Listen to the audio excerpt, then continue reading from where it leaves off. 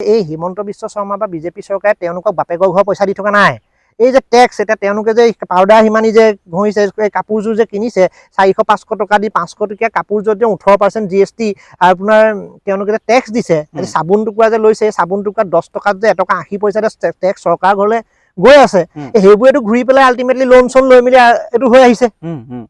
প্ৰদীপ হাজৰিকা ডাঙৰীয়াই নিজৰ বাৰীত থকা সোণৰ খনি ধৰিব নোৱাৰি বেলেগৰ বাৰীত সোণৰ খনি বিচাৰি থকাৰ কাৰণে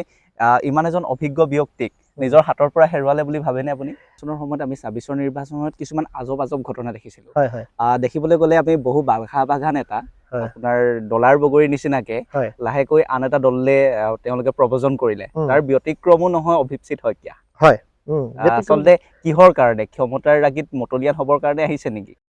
সেই সময়তো আজি যেনেকে আপোনাৰ আগত বহুতে কয় যে আপোনাৰ নামৰ আগত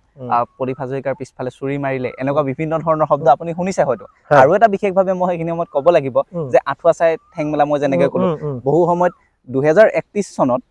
আমি আপোনাৰ নামৰ আগত সেই ডলাৰ বগৰী আকৌ যথাযথ লগাবলগীয়া হ'ব পাৰে নেকি? ইতিমধ্যে ক'লে যে অখিল গগৈ ডাঙৰীয়াৰ লিডাৰশ্বিপটোৰ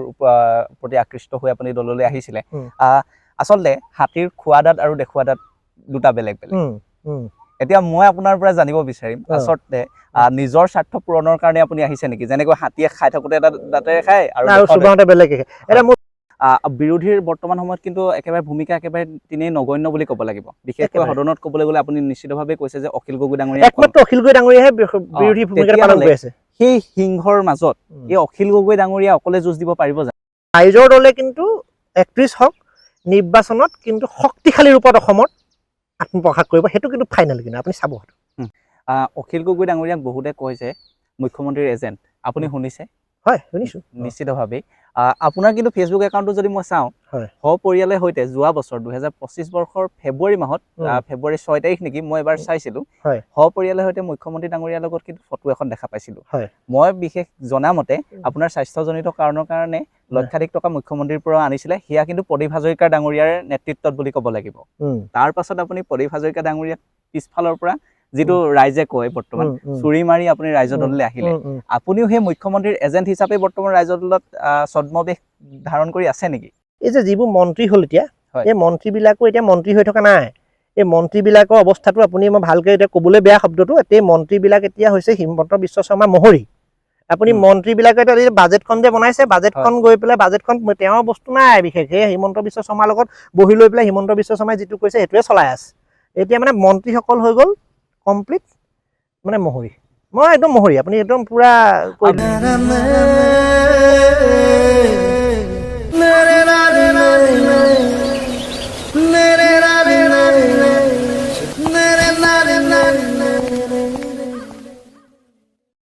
নমস্কাৰ, স্বাগতম জনাইছোঁ আমাৰ এই ইউটিউব চেনেল দ্য আনস্ক্ৰিপ্টেড বাই SHৰ আন এটি নতুন খণ্ডলৈ। আজি আমাৰ মাজত উপস্থিত আছে ৰাইজ দলৰ মুখপাত্ৰ তথা ৰাইজ দলৰ ভাতৃ সংগঠন জাতীয় যুৱ বাহিনীৰ নৱনিযুক্ত কেন্দ্ৰীয় সমিতিৰ সাধাৰণ সম্পাদক অভিপ্সিত শইকীয়া ডাঙৰীয়া। আহক তেন্তে দেৰি নকৰি আৰম্ভ কৰোঁ আজিৰ আমাৰ এই বিশেষ খণ্ডটি। দাদা স্বাগতম। ভালে আছে? আছোঁ। প্ৰথমতেই জানিব বিচাৰিম ৰাজনীতিৰ কাৰ্যকলাপ কেনেধৰণে চলি আছে? চলি আছে। আমি সাংগঠনিক কিছু দায়িত্ব আমাক অৰ্পণ কৰিছে, সাংগঠনিক দায়িত্ব আমি লাহে লাহে চলাই গৈছোঁ, ৰাইজৰ মাজলৈ গৈছোঁ, আৰু বিভিন্ন আমাৰ যুৱ সংগঠনৰ কিছু কাম আছে, আমি যুৱকসকলক সংগঠিত কৰাৰ কাৰণে আমি কৰ্মসূচী লৈছোঁ। লাহে লাহে কামখিনি আমি আগবঢ়াই লৈ গৈছোঁ। দায়িত্ব লোৱা কিছুদিন হৈছেহে, এতিয়া আমি লাহে লাহে কামখিনি আগবঢ়াই লৈ গৈছোঁ। যিহেতু আপোনাক নতুনকৈ দায়িত্ব অৰ্পণ কৰিছে, যথেষ্টখিনি কাম আপোনাৰ ওপৰত নিৰ্ভৰ কৰিব, তেওঁলোকৰ চকু আপোনাৰ ওপৰত পৰি থাকিব। এনে কেতবোৰ আপোনাক নিজকে কেনেদৰে প্ৰস্তুত কৰিছে যে আগতে অসম গণ পৰিষদ দলত আছিলে, এতিয়া ৰাইজৰ দললৈ আপুনি খোজ দিলে, ৰাইজৰ দলত কেনেদৰে নিজকে প্ৰস্তুত কৰিছে? আটাইতকৈ ডাঙৰ কথাটো হৈছে অসম গণ পৰিষদ দলত মই খুব নেপথ্যত থাকি কাম কৰা এজন ব্যক্তি আছিলোঁ, কিন্তু এতিয়া এইবাৰ সন্মানীয় অখিল গগৈ ডাঙৰীয়া, আমাৰ বলিষ্ঠ কণ্ঠ অখিল গগৈ ডাঙৰীয়াই যেতিয়া তেখেতৰ দলত যোগদান কৰিলোঁ, বিভিন্ন ৰাজনৈতিক পৰিস্থিতিৰ পিছত তেখেতে সম্পূৰ্ণ খোলা এটা পৰিৱেশ দিছে কাম কৰাৰ, যে তেওঁ কেৱল মনিটৰ কৰে কিন্তু কাম কৰিবৰ কাৰণে এইটো স্বতন্ত্ৰতা, খুব সুন্দৰভাৱে স্বতন্ত্ৰতা, নিজৰ আইডিয়াছখিনি নিজৰ ৱেটো নিজৰ ধৰণে কৰা এটা স্বতন্ত্ৰতা দিয়ে, আৰু সেইকাৰণে আচলতে নতুন দলটোত আহি কাম কৰিবলৈ খুব সুবিধাটো বেছি ভাল লাগিছে। আৰু দ্বিতীয়তে এই দলটোত এটা বস্তু দেখিছোঁ অন্য দলতকৈ অলপমান পৃথক দেখিছোঁ মানে মই অগপত থকাৰ পিছত কথাটো কৈছোঁ অকণ পৃথক দেখিছোঁ যে ইয়াত বিভিন্ন প্ৰজন্ম জ্যেষ্ঠজনেই হওক বা যুৱ প্ৰজন্মজনেই হওক নতুন ব্যক্তি বুলি মানে এটা আৰবে নাৰাখে তাৰমানে খুব সুন্দৰভাৱে তেওঁলোকে জ্যেষ্ঠসকলেও আমাক আঁকোৱালি লৈছে খুব সুন্দৰ সম্পৰ্ক এটা তাৰমানে দলটোত ধৰা মোৰ যোৱা মই এপ্ৰিল মাহত আহিছোঁ এপ্ৰিল মাহৰ শেষৰ ফালে আহিছোঁ মাৰ্চ মাহৰ শেষৰ ফালে আহিছোঁ মাৰ্চৰ শেষৰ ফালে আহিছোঁ আৰু ধৰা তেনেকৈ হ'লে এপ্ৰিল মে জুন মাত্ৰ 3 মাহে হৈছে কিন্তু 3 মাহৰ দলটোত যে মই 3 মাহ মাত্ৰ হৈছে সেইটো মই কিন্তু অনুভৱ কৰিবলৈ নাই পোৱা সেই মানুহখিনি ইমান মানে সুন্দৰ তেওঁলোকে ইমান সুন্দৰভাৱে আঁকোৱালি লৈছে আৰু মোৰ কেইবাজনো পুৰণা বন্ধুও আচলতে সেই দলটোতে আছিলে বা আমাৰ যিটো পেৰেণ্ট অৰ্গেনাইজেশ্যন আগত কৃষক মুক্তি হওক বা ছাত্ৰ মুক্তি তাত জড়িত আছিলে তেওঁলোকেও খুব মানে কিছু কিছু ক্ষেত্ৰত মানুহখিনিৰ লগত চিনাকি হোৱা কাম কৰি যোৱাৰ কাৰণে সুবিধা কৰি আছে মোৰ কেইবাজনো ভাতৃও আছে দলটোত গতিকে তেওঁলোকে এইখিনি বস্তু কৰি দিছে গতিকে বৰ বিশেষ মানে দিগদাৰি পোৱা নাই বিশেষ কিবা প্ৰস্তুত কৰিবলগীয়া হোৱা নাই আৰু মানে যেনেকৈ কাম কৰিবলৈ বিচাৰিছোঁ কৰিবই পাৰিছোঁ কোনো এটা কথা জানিব বিচাৰিম যিহেতু আপুনি মাৰ্চ মাহত মানে নিৰ্বাচনৰ আগে আপুনি ৰাজনীতি সলনি কৰিলে আপোনাৰ স্থিতিটো সলনি কৰিলে সেই সময়ত কিন্তু মই এটা চ'ৰ্চৰ মতে জনা মতে অসম গণ পৰিষদ দলৰ ভিতৰচোৱাত কিন্তু খলকনিৰ সৃষ্টি হৈছিল বিশেষকৈ ক'ব লাগিব যে সেই সময়ৰ আমগুৰি সমষ্টিৰ বিধায়ক প্ৰদীপ হাজৰিকাৰ মূৰত যেন আকাশ ভাগি পৰিছিলে তেনেকুৱা এটা পৰ্যায় হৈছিলে কাৰণ আপোনাৰ এনেকুৱা এটা পৰ্যায় আছিলে আপুনি প্ৰদীপ হাজৰিকা ডাঙৰীয়া আপুনি সোঁহাত স্বৰূপ আছিলে বা আপুনি তেওঁৰ ছাঁটোৰ দৰে লাগিয়ে ফুৰে কি ক'ব আচলতে কি হয় কেৱল ছাঁটো বুলি নহয় তেখেতক এজন জ্যেষ্ঠ ৰাজনীতিকবিদ তেখেতে অসমত জাতীয়তাবাদৰ এখন পতাকা ধৰি ৰাখিছিল আৰু আমি প্ৰদীপ হাজৰিকা ডাঙৰীয়াৰ লগত সংযুক্ত হৈছিলোঁ তেখেত MLA বা মন্ত্ৰী হৈ থকা টাইমত নহয় আচলতে যেতিয়া তেখেতে নিৰ্বাচন হাৰি আছিলে 2014 চনত যেতিয়া অসম গণ পৰিষদ দলটো একেবাৰে ধ্বংসমুখলৈ যোৱাৰ নিচিনা হৈছিল আৰু সেই মুহূৰ্তত তেখেতে ইয়াৰ আমাৰ নিৰ্বাচন খেলিবলগীয়া হৈছিল যোৰহাট লোকসভা সমষ্টিৰ পৰা খুব মানে পৰাজিত হ'বলগীয়া হ'ল বিভিন্ন কাৰণত তেখেত সেই পৰাজিত হৈ থকা সময়ত যেতিয়া তেওঁৰ ঘৰলৈ এজনো মানুহ নোযোৱা এটা অৱস্থাও সৃষ্টিও হৈছিলে যে শেষ হৈ যাব আৰু তেতিয়া দল সেই সময়ত আচলতে আমি সংযুক্ত হৈছিলোঁ আমি নতুন শিক্ষা লৈ পেলাই আমি নতুন প্ৰযুক্তিগত কিছুমান ব্যৱস্থাৰ কথা ক'লোঁ তেনেকৈ ধৰণে আমি কাম কৰিছিলোঁ এতিয়া বিষয়বস্তুটো হ'ল ৰাজনীতিত কেইটামান বস্তু এনেকুৱা থাকে যে আমি সুদীৰ্ঘ 12টা বছৰ তেখেতৰ লগত আমি সম্পূৰ্ণভাৱে আছিলোঁ উত্থান পতনো দেখিছোঁ কিন্তু বিষয়বস্তুটো হ'ল বৰ্তমান যিটো দলৰ যিটো পাৰিকাঠামো সৃষ্টি হ'ল যে যুৱ প্ৰজন্মক আগবঢ়াই লৈ যোৱাৰ কাৰণে দলটোত কিন্তু সুবিধা আমি নেদেখিলোঁ আৰু তাৰ কাৰণে আমি শেষলৈকে চেষ্টাও কৰিছিলোঁ আৰু এটা শিৱসাগৰ বিধানসভা সমষ্টিটো এটা এনেকুৱা ধৰণৰ ৰাজনৈতিক পাকচক্ৰ সৃষ্টি কৰিলে য'ত মানে বন্ধুত্বমূলক গোটেই অসমতেই বন্ধুত্বমূলক নিৰ্বাচন বুলি হোৱা নাই কিন্তু ইয়াতে বন্ধুত্বমূলক নিৰ্বাচন হ'ল আৰু সেইখিনি সময়ত ৰাজনৈতিকভাৱে তেখেতৰ যিমান এটা পুৰণা এজন ব্যক্তি আছিল কিন্তু ৰাজনৈতিক বহুতখিনি কথা আমি এনেকুৱা যে হ'বলৈ গৈ আছে এনেকুৱা যে দলটোৰ পতনলৈ গৈ আছে এই অঞ্চলত যে সাংগঠনিক ভেটি বেয়া হৈছে এই কথাখিনি কিন্তু আমি সেই তেতিয়া কোৱা নহয় তেখেতক গত 2-3টা বছৰ ধৰি তেখেতক এই কথাখিনি একচুৱেল পিকচাৰখন তেখেতক কিন্তু দেখুৱাই থকা হৈছিলে দেখুৱাই থকাৰ পিছতো সেই বস্তুটো আচলতে তেখেতসকলে অনুধাৱন কৰিব নোৱাৰিলে আৰু যেতিয়া মই পিকচাৰটো দেখিলোঁ যে এতিয়া বৰ্তমান আমি ৰাজনীতিলৈ অহাৰ মূল কথাটো হৈছে মূল বিষয়টোৱে হৈছে যে আমি ৰাইজৰ কাৰণে কাম কৰিবলৈ বিচাৰোঁ আমাৰ কোনো ব্যক্তিগত স্বাৰ্থৰ লগত কথা নাই আমি আপুনি দেখে যদি আমি যিটো সামাজিক সাংস্কৃতিক দিশৰো বিভিন্ন কাম কৰি আছোঁ গতিকে সেইখিনি সময়ত মোৰ লগত বহুতখিনি যুৱ প্ৰজন্ম তোমালোকক মই আগৰ পৰাই চিনি পাওঁ দিয়াচোন বহুতখিনি যুৱ প্ৰজন্মৰ লগত এটা সুন্দৰ সম্পৰ্ক থাকে কালিলৈ সেই যুৱ প্ৰজন্মখিনিৰ কাৰণে কিবা এটা কৰাৰ মোৰ যিটো স্পৃহাটো আছে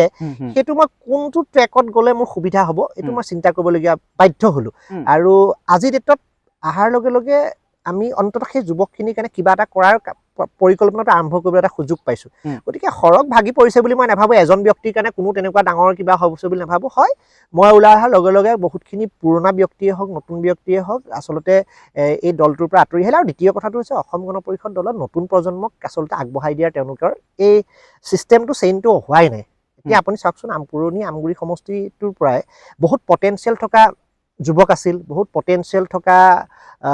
ব্যক্তি আছিল জ্যেষ্ঠ ব্যক্তি সেই পটেঞ্চিয়েল থকা ব্যক্তিখিনি কিন্তু 40 বছৰ ৰাজনৈতিক এটা কেৰিয়াৰত পটেঞ্চিয়েল থকা ব্যক্তিসকলক কিন্তু কেৱল সমষ্টি আৰবেৰৰ ভিতৰত বা জিলা আৰবেৰৰ ভিতৰত ৰখা হ'ল তেওঁলোকক কিন্তু ৰাজ্যিক পৰ্যায়লৈ বা বাহিৰত ওলাই ৰাইজৰ কাৰণে কাম কৰা তেওঁলোকৰ আইডিয়াছখিনি ইমপ্লিমেণ্ট কৰিবৰ কাৰণে কিন্তু সেই স্কোপটো দিয়া নহ'ল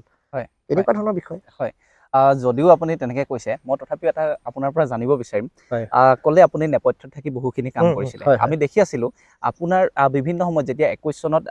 ডক্টৰ হিমন্ত বিশ্ব শৰ্মা মুখ্যমন্ত্ৰী ডাঙৰীয়া হয়। আমগুৰি সমষ্টিলৈ যেতিয়া আহিব ৰোড শ্ব' কৰিবলৈ, হয়। তাৰ ক্ষেত্ৰত আপুনিও মোক বিভিন্ন ধৰণে তাত ইনভলভ কৰিছিলে। হয়, আমি হয়। দেখিছিলোঁ হয়। আপোনাৰ ইমান ৰাজনীতিক এজন অভিজ্ঞ ব্যক্তি আপুনি, বাকপটুতাৰে বিভিন্নজনক আপুনি মোহিত কৰিব পাৰে এই ক্ষেত্ৰত, সেয়া আপোনাক শলাগ ল'বলগীয়া, সেয়া প্ৰশংসনীয়। আৰু সেইবাবে হয়তো ৰাইজৰ দলৰ মুখপাত্ৰৰ দৰে এটা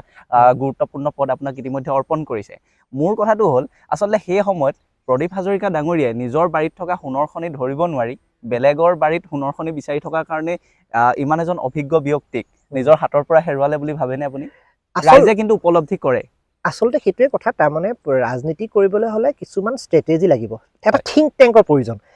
এতিয়া 21 চনৰ নিৰ্বাচনত আমি কেইজনমান ব্যক্তি, মই নাম উল্লেখ নকৰোঁ, কিছুমান ব্যক্তি অৰাজনৈতিক ব্যক্তিও আছিলে, যি অৰাজনৈতিক ব্যক্তিখিনি আচলতে 16 চনৰ নিৰ্বাচনে হওক বা 21 চনৰ নিৰ্বাচনটোত তেখেতৰ থিংক টেংক হিচাপে কাম কৰিছিলে। সেই ব্যক্তিসকলক কিন্তু 21ত যেতিয়া দ্বিতীয়বাৰ জিকি অহাৰ পিছত এই থিংক টেংকটো তাৰ পৰা নাইকিয়া হৈ গ'ল। আৰু সমষ্টি ডেলিমিটেশ্যন যেতিয়া হৈ গ'ল, সেইখিনি সময়ত আমিয়ে প্ৰতিবাদ কৰিবলৈ ওলাই আহিছিলোঁ। সেই প্ৰতিবাদ কৰিবলৈ ওলাই অহাৰ পিছতে সেই নিজৰ আটাইতকৈ ডাঙৰ কথা যে মোৰ ঘৰখনৰ বাৰীডোখৰ যেতিয়া অলৰেডি কাটি দুটুকুৰা কৰি দিয়ে, তাৰপিছত মই সেই বাৰীখনক ৰক্ষা কৰিবৰ কাৰণে যদি চিন্তা নকৰোঁ, মই যদি অপৰচুনিটিছ পলিটিক্স এটা কৰিবলৈ যাওঁ, কিন্তু আচলতে হেৰি হ'ব। আৰু তাৰ এটা বস্তু এনেকুৱা হৈ গ'ল, তেখেতৰ ঠিক এই ডেলিমিটেশ্যনৰ পিছৰ পৰা তেখেতৰ কোনো ষ্ট্ৰেটেজিয়ে নাইকিয়া হৈ গ'ল। আমি কিছুমান কথা কৈ থাকোঁ, থিংক টেংকবোৰ নোহোৱা হৈ গ'ল। গতিকে আৰু তেওঁ এবাৰ যদি অন্য এটা সমষ্টিত, আকৌ অন্য এটা সমষ্টিত তেনেকৈ এটা থপিয়াই কামবোৰ কৰিলে, যাৰ কাৰণে তেওঁ আজি ৰাজনৈতিক কেৰিয়াৰটো একেবাৰে শেষৰ পৰ্যায়ত হেৰি হ'ল। বেয়াও লাগে আমাৰ, যিহেতু এটা সময়ত আমি তেখেতৰ লগত আছিলোঁ। কিন্তু লাইফ মাষ্ট গ' অন, আমিতো আগটো বাঢ়ি যাবই লাগিব, যুৱ প্ৰজন্ম আগটো বাঢ়ি যাবই লাগিব। শ্ব'টো আমাৰ লাইফটো এটা শ্ব' নহয় জানো, শ্ব' মাষ্ট গ' অন। আৰু আপুনি ৰাজনৈতিক সম্ভৱ অসম্ভৱ বিশেষ একো কথা নাই। আৰু আমি ৰাইজৰ কাৰণে কাম কৰিবলৈ বিচৰা কথাটো তেতিয়া আগতে বেলেগ এটা মজিয়াত কৰিছিলোঁ, এতিয়া আন এটা মজিয়াত আমি কাম কৰি আগবাঢ়িম। যিহেতু নিৰ্বাচনৰ কথা পাতিয়ে আছোঁ, নিৰ্বাচনৰ সময়ত আমি 26ৰ নিৰ্বাচনত কিছুমান আজব ঘটনা দেখিছিলোঁ। দেখিবলৈ গ'লে আমি বহু বাঘা নেতা আপোনাৰ ডলাৰ বগৰীৰ নিচিনাকে লাহেকৈ আন এটা দললে তেওঁলোকে প্ৰৱজন কৰিলে, তাৰ ব্যতিক্ৰমো নহয় অভিজিৎ শইকীয়া। আচলতে কিহৰ কাৰণে? ক্ষমতাৰ ৰাগিত মতলীয়ান হ'বৰ কাৰণে আহিছে নেকি? মই সঁচা কথা কৈছোঁ, কিছুমান কথা একদম ক্লিয়াৰ কাট হ'ব লাগে। তাৰমানে ৰাজনীতি হৈছে ক্ষমতাকেন্দ্ৰিক। আপুনি হাৰি থাকিবৰ কাৰণে আপুনি ক'ৰবাত মানুহৰ চুকত পৰি থাকি আপুনি ৰাইজৰ কাম কৰিব নোৱাৰে, নিশ্চিতভাৱে নোৱাৰে। আপুনি এটা ক্ষমতাকেন্দ্ৰিক ৰাজনীতিত যদি আপুনি নাথাকে, তেতিয়াহ'লে ৰাইজৰ কাম আপুনি কৰিব নোৱাৰে। আজি এই বিধায়ক এজন অসন্মানীয় অখিল গগৈ ডাঙৰীয়া আমাৰ শিৱসাগৰ বিধানসভা সমষ্টিৰ বিধায়ক হোৱাৰ কাৰণে অন্ততঃ আমি 4-5জন পেচেণ্টক সহায় কৰিব পাৰিছোঁ। এজন দুজন পৰিয়ালত কিবা এটা বিশেষ অসুবিধা আছে, কালি আমি গৈছোঁ দুঘৰমান ব্যক্তি একদম টান নৰীয়া, তেওঁলোকক আমি কিবা এটা ব্যৱস্থা কৰি দিব পাৰিছোঁ, যে আমি মেডিকেল কলেজখনতে তেওঁলোকক সুলভ মূল্যত কিবা এটা কৰাই দিব পাৰিছোঁ। কাৰোবাৰ ডায়েলিচিছৰ অসুবিধা আছে, তেওঁলোকক আমি কেনেকৈ চিটটো দিয়াব পাৰোঁ সেইখিনিলৈ কথা পাতিব পাৰিছোঁ। যদি এই ক্ষমতাই নাথাকে, এইটো নহ'ব নহয়। নিশ্চিতভাৱে আপুনি সেইকাৰণে এইটো কোনোবাই যদি অপৰচুনিটিছ বুলিও কয়, যদি কিবা তেনেকুৱা বুলিও ভাবে, ক'বলৈ একো নাই। কাৰণ আমি দেখিছোঁ যে এইটো। আৰু দ্বিতীয় কথাটো হৈছে ইয়াৰ ক্ষমতা, আৰু 1 নম্বৰ কথাটো হৈছে আপুনি কোনটো ট্ৰেকত গ'লে আপুনি নিজৰ মই ভাবি থকা কথাখিনি বা মোৰ এটা যুৱ প্ৰজন্ম এটা গ্ৰুপ আছে, আমাৰ সেই গ্ৰুপটোৱে ভাবি থকা কথাখিনি আমি ক'ত গ'লে এক্সিকিউট কৰিব পাৰিম, সেইটো আমি কেলকুলেশ্যন কৰিছোঁ। আৰু অখিল গগৈ ডাঙৰীয়াৰ লগত ৰিলেশ্যনশ্বিপটো এনেকুৱা নহয় যে মই হঠাৎ তেওঁক আজি চিনি পাইছোঁ। তেওঁ আমাৰ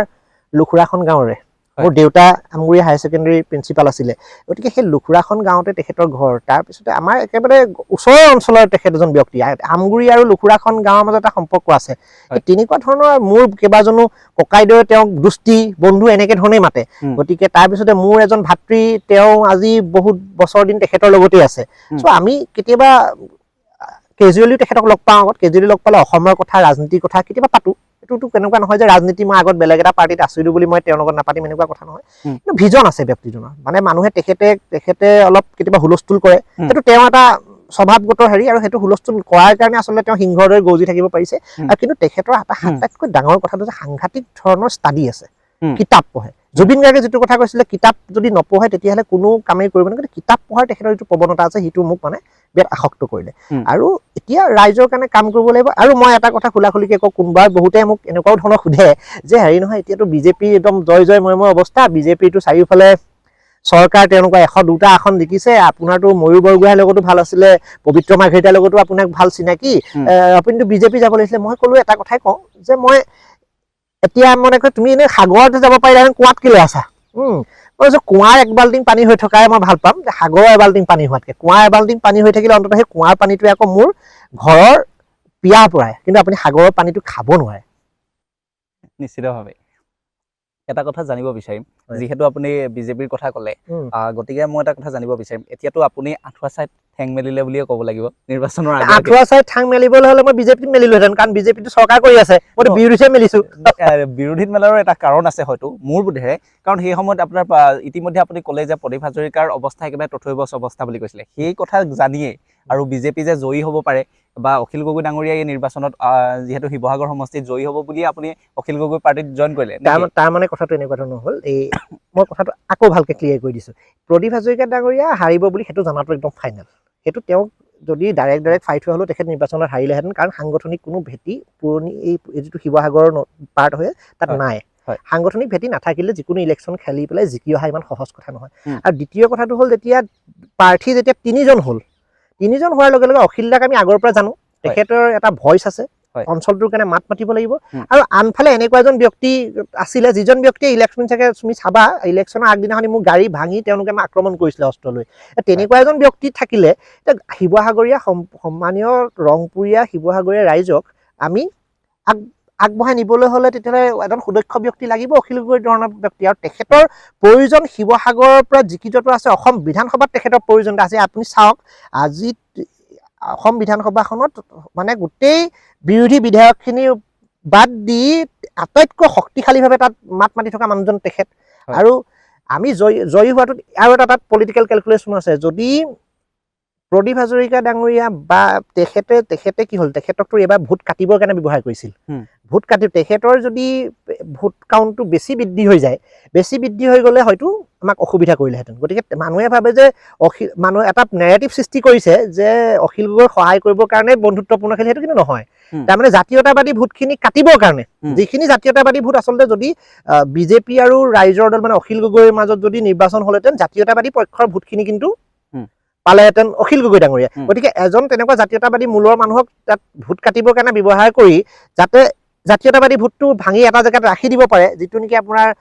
আগতে এইখন কি বুলি কয় নৰেন সোণোৱালৰ যোগেদি নাহৰকটীয়াত কৰিছিল তাৰপিছতে আপোনাৰ হেৰিয়াত কৰিছিল এইখন কি বুলি কয়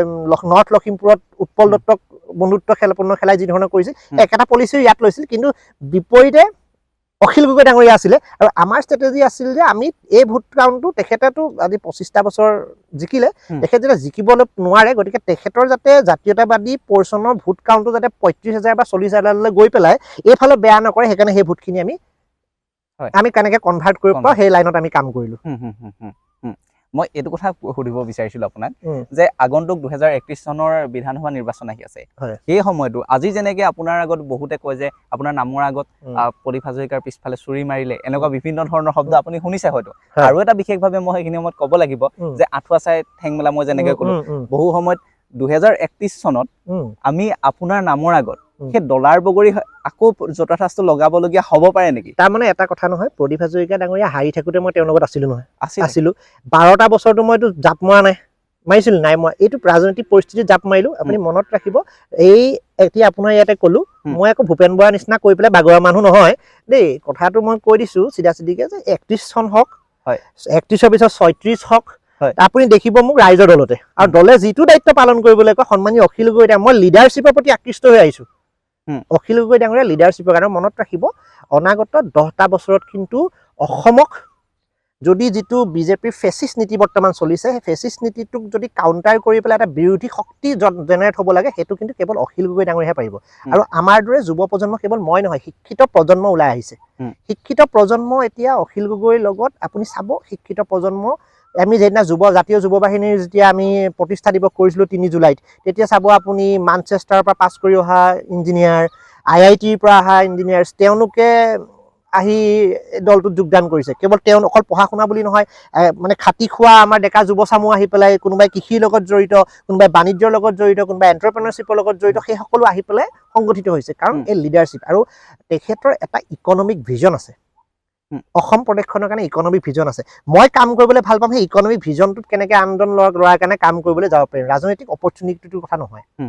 ক্ষমতা কেন্দ্ৰিক হয় কিন্তু লগত ক্ষমতা কেন্দ্ৰিক হয় তেখেতৰ ভিজনটোৰ লগত কেনেকৈ একাত্ম হৈ কাম কৰিব লাগিব সেইটো চাম আপুনি চিন্তাই কৰিব নালাগে 31 চনত আপুনি নিৰ্বাচনৰ পিছত মোৰ ওচৰলৈ এইখিনিলৈকে আহিব একেডোখৰ জেগাতে আমি বহিম মই ৰাজনৈতিক অপৰচুনিটি লৈছিলো নে কি কৰিছিলো আপুনি চাব নিশ্চিতভাৱে সেয়া লক্ষণীয় বিষয় হৈ পৰিব আৰু ৰাইজেও আপোনাৰ ওপৰত নিশ্চিতভাৱে চকু ৰাখিব এটা কথা জানিব বিচাৰিম আচলতে আপুনি ইতিমধ্যে ক'লে যে অখিল গগৈ ডাঙৰীয়াৰ লিডাৰশ্বিপটোৰ প্ৰতি আকৃষ্ট হৈ আপুনি দললৈ আহিছিলে আচলতে হাতীৰ খোৱা দাঁত আৰু দেখুওৱা দাঁত দুটা বেলেগ বেলেগ এতিয়া মই আপোনাৰ পৰা জানিব বিচাৰিম আচলতে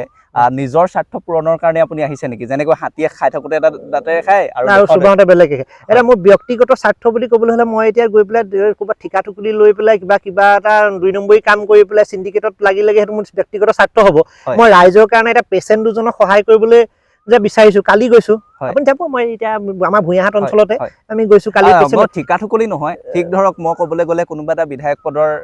প্ৰতি আকৃষ্ট হৈ মানে কথাটো হৈছে ৰাজনীতি কৰিবলৈ হ'লে কিবা বিধায়ক পদৰ প্ৰতি আকৃষ্ট হোৱা বুলি কথা নহয় আমাৰ কথাটো হৈছে যে আমি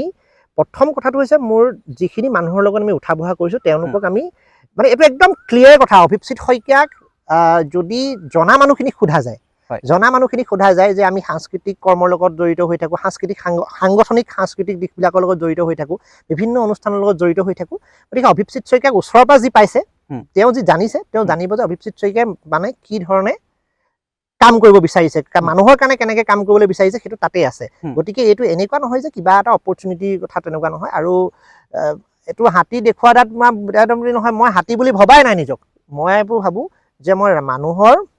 মাজত সোমাই থকা এজন সেৱক হিচাপে থাকিবলৈ বিচাৰোঁ এতিয়া মোৰ দেখুওৱা দাঁতো একেটাই চুবোৱা দাঁতো একেটাই খোৱা দাঁতো একেটাই মোৰ সেই একেটা পেটতে যি খাম সেইটো যাব একেই কথা আৰু ফুংফাং নাই আৰু তেনেদৰে থাকক সেইটোৱে বিচাৰোঁ আৰু এটা কথা জানিব বিচাৰিম 26ৰ নিৰ্বাচনৰ সময়ত আমি এটা অসমত বিশেষ শব্দ আছিলে জেনজি এটা বিশেষ প্ৰাধান্য লাভ কৰিছিলে কিন্তু নিৰ্বাচনৰ ফলাফলৰ পাছত কিন্তু সেই জেনজিৰ অৰ্থ যেন অসমত একেবাৰে নাইকিয়া নিচিনা এটা পৰিলক্ষিত হ'ল তাৰমানে বস্তুটো এনেকুৱা ধৰণৰ ৰাজনীতিত মই খুব বহুত অভিজ্ঞ ৰাজনীতিবিদ বুলি নকওঁ কিন্তু প্ৰায় 12টা বছৰ ৰাজনীতিত একদম ওচৰৰ পৰা দেখিছোঁ ৰাজনীতিত দুটা বস্তু হৈ যায় নতুন প্ৰজন্ম যে আহিছে সেইটো খুব শুভ লক্ষণ এতিয়া আপুনি যদি চাই কেইবাটাও সমষ্টিত খুব কম মাৰ্জিনত আচলতে জেনজি প্ৰাৰ্থী পৰাজিত হৈছে আৰু তেখেতসকলে আচলতে বিৰোধী ইয়াত এটা আটাইতকৈ ডাঙৰ প্ৰব্লেমটো কি হৈ গ'ল তেওঁলোকৰ এই যিটো গঠবন্ধন কথা আছিলে এই গোটেই বিষয়খিনি ইমান পলম হ'ল জেনজি প্ৰাৰ্থী এগৰাকীয়ে এই অঞ্চলটোত সাংগঠনিক কাম কৰিবৰ কাৰণে গ্ৰীণ ছিগনেলটোৱে নাপালে আৰু ছ'চিয়েল মিডিয়া নেৰেটিভে দুটা বস্তু হয় নেৰেটিভ আৰু প্লাছ হৈছে আপোনাৰ নেটৱৰ্ক নেৰেটিভত 60% যদি কাম হয় নেটৱৰ্ক 40% যদি কাম হয় নেটৱৰ্কে কিন্তু 60% কাম লৈ যায় গতিকে সেই নেটৱৰ্কটো ক্ষেত্ৰত অকণমান সাংগঠনিকভাৱে কাম কৰাৰ সুবিধা নাপায় যাকটো খুব কম সময়ৰ কাৰণে বহুতখিনি কেইবাগৰাকী প্ৰাৰ্থীয়ে অলপ মাৰ্জিনত হাৰিবলগীয়া হৈছে গতিকে জেনজিৰ এতিয়াও এটা প্ৰাধান্য আছে জেনজি প্ৰাধান্য আছে কাৰণে বিভিন্ন সমষ্টিত চাব আপুনি 40% 45% 35% ভোট শ্বেয়াৰ কিন্তু জেনজি প্ৰাৰ্থীয়ে পাইছে কিন্তু সাংগঠনিক পাৰিকাঠামোটো মানে অকণমান ভালকৈ কৰিব নোৱাৰাৰ কাৰণে এই হুহুকা পিছুলা নীতি বিৰোধী জোটবন্ধন নহয় কিবা নহয় এনেকুৱা ধৰণৰ কাৰণে আচলতে এইবিলাক হ'ব নাপালে আৰু দ্বিতীয় কথাটো হ'ল যে যিখিনি বিষয় লৈ পেলাই বিজেপিক প্ৰশ্ন কৰিব লাগিছিল সেইখিনি ৰাইজৰ মাজলৈ লৈ যোৱাটোত মানে খুব পলম হ'ল একত্ৰিতভাৱে যে তিনি গগৈ যিটো কনচেপ্ট আনিছিলে একত্ৰিতভাৱে এই বস্তুটো ৰাইজৰ মাজলৈ মানে লৈ যোৱাটো অকণমান সময় মানে হেৰি হ'ল তাকৰ হ'ল আৰু দ্বিতীয় কথাটো হৈছে বিজেপিয়ে এটা বস্তু বিজেপিৰ পৰা শিকিবলগীয়া আছে তেওঁলোকে খুব প্ৰফেশ্যনেল ষ্টাইলত সংগঠন কৰে আজি অখিলে আমাক এইটো কথাই কৈ আছে যে আমি এতিয়া কৈছোঁ যে এতিয়া কেৱল সংগঠন আমি সংগঠন যদি মানে সংগঠনটো এনেকুৱা মানে বেছিক বস্তু এইটো এটা বেছিক কামটো যদি নকৰোঁ তেনেই আমি ফল খাবলৈ বিচাৰিলে নহ'ব গতিকে সংগঠন তেখেতে আমাক এতিয়া গোটেই যাত্ৰা কৰিবলৈ কৈছে সাংগঠনিক দিশৰ লগত কাম কৰিবলৈ কৈছে আৰু তেখেতে কিন্তু সেইটোত খুব নিজকে হেৰি কৰি ৰাখে কিন্তু বাকী বিভিন্ন কাৰণত তেখেতকো এবাৰ খোলা অপেন কৰি দিব নোৱাৰিলে তেওঁ বিভিন্ন জেগাত কেম্পেইন কৰিবলৈ যাবলৈ নোৱাৰিলে তিনিজন গগৈ হৈছিলে আৰু সেইকাৰণে আচলতে নেৰেটিভবিলাক যদিও বনিছিল নেৰেটিভবিলাকক আচলতে নেটৱৰ্কলৈ কনভাৰ্ট কৰি পেলাই তাক ভোটলৈ কনভাৰ্ট কৰাৰ কাৰণে কিন্তু অকণমান টেকনিকেল অসুবিধা থাকি গ'ল কিন্তু এতিয়া সেইখিনি উপলব্ধি কৰি আমি ৰাইজৰ দলৰ তৰফৰ পৰা আমি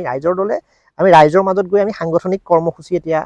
গ্ৰহণ কৰা হৈছে আৰু সংগঠন যদি ভালকৈ কৰা যায় কামবিলাক ভাল হ'ব আৰু